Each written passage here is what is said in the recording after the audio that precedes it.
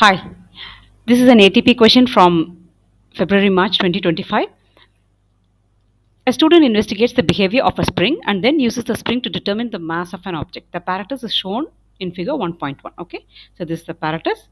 The student suspends a mass m equal to 100 gram from the spring. She measures and records in table 1.1 the stretch length L of the spring as indicated in figure 1.1.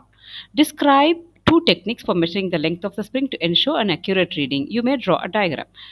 Yeah, how do you measure accurate reading? To measure the length of the spring, how do you measure it accurately? Keep the ruler as close as possible, and after keeping the ruler you also have to use set squares or plumb line to check if the ruler is exactly vertical. So write that one. Keep the ruler as close as possible. I'm sorry, as close as possible, and use set squares or plumb line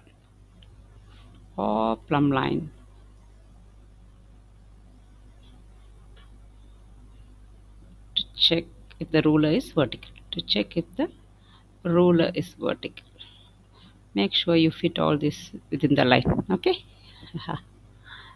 Okay. She repeats step A for values m equal to 200 grams, m equal to 300 grams, m equal to 400 grams, and m equal to 500 grams. Her readings are shown in table 1.1. Okay, this is the recorded value. Plot a graph of L centimeter y in y-axis against m in mass in gram along the x-axis. Start the axis from the origin 0, 0. Draw a best fit straight line. The line might not go through the origin. Okay, so out of the 4 marks you can easily get 1 mark by just copying this and writing L in centimeter, then M in grams. Then the second mark you can get by scaling. Okay, scaling appropriately. Like the maximum value is 500, so it should go beyond half of the given x-axis area. So you have to make 100, 200, 300, 400, 500.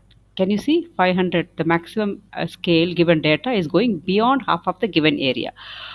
Then, like that, you have to find a suitable data, the suitable scale such that 21 is the maximum value that extends beyond half of the given y-axis area. Here, like this. Okay, 100, 200, 300, 400, 500, more than half of the given area. So 21 is going here. 21 will be somewhere here, somewhere here. So it reaches more than half of the given area.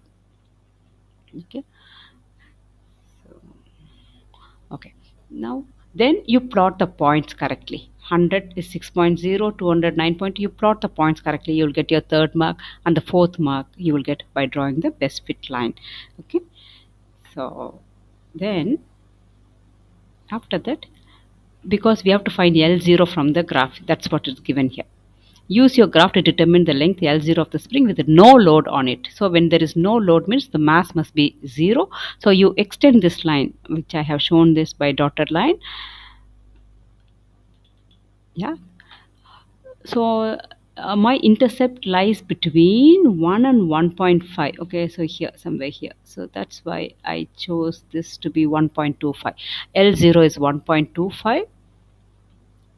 L0 is 1.25 centimeters already given here, so you need not write again. Now here I think you have to measure the length. Yeah, an object X is suspended from the spring. On figure 1.2, measure the stretch length Lx of the spring. Yeah, on the paper when I was measuring this length of the spring, I got as 10 centimeter, but do not write 10 centimeter. You have to make sure you write that in 3 significant figure. 10.0 centimeter. Unit is very important. Unit is not given here. No unit, no mark, because you can see the recorded values here. It has 2SF and 3SF. Okay, so the ruler is capable of measuring up to 3SF. Can you see here 21.0? So do not leave as such.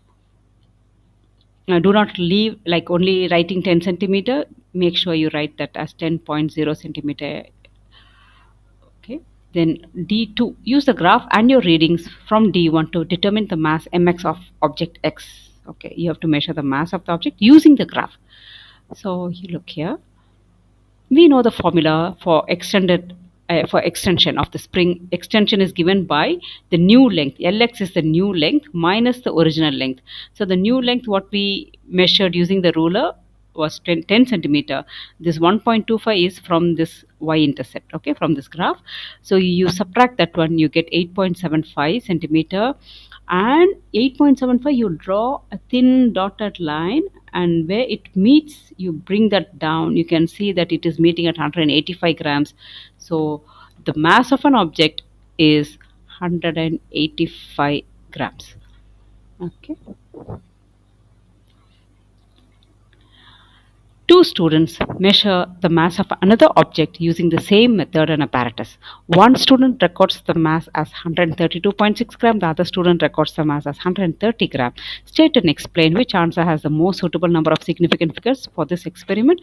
Obviously, it is 130 grams, because if you see the table, is the recorded? Yeah, if you see the table, 1SF, all this x-axis values are 1SF, L-axis, the y-axis one is 2SF, 2SF, 3SF, 3SF, 3SF. No 4SF value is recorded. So 132 point, is that 6? Yeah, 6 gram is 4SF. No record, no data. Just say table does not show any. Table 1.1 does not show any 4SF value. Okay, any 4SF value. Okay, that's it. 11 marks. Yeah. Okay. Thank you. ATP, you have to make sure the units are written. If the units are given, you need not write. Otherwise, make sure you write the unit for appropriate unit for all the given physical quantities. Okay. Thank you.